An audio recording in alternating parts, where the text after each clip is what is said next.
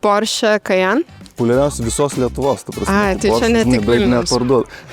Top 10 naujų automobilių Lietuvoje šiais metais. Golfas? Nėra Golfas. Geras. Passatas? Tiguanas. Taip, Tiguanas yra. ID4? Tauranas? Ne. Kas dar? Volkswagen Tayron. Ai, naujas šešinas. Jo, tai šitoje vietoje yra. Toyota Corolla. Toyota Corolla yra antroje vietoje. RAV4. Taip, pirmoje vietoje. Ko gero, Avensis galėtų būti.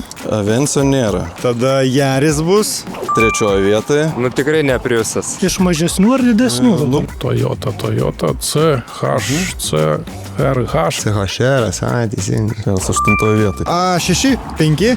Vėl daugybė variantų. 5, bet ne A. Q, bet ne 7. Neatspėsiu turbūt. Q5. Taip, 5, jo, 6 vietoje. 2 Nissanai. X-Trailas kyba. Ne. Kažkai? Jo. Turbūt tas Kažkajus ir... Užstrigo, žinau, pavadinimas. Trumpas.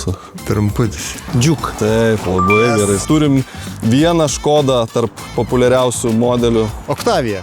Ne Octavia. O geras. Žinau tik Kamik ir Karok. Kodiakas? Taip.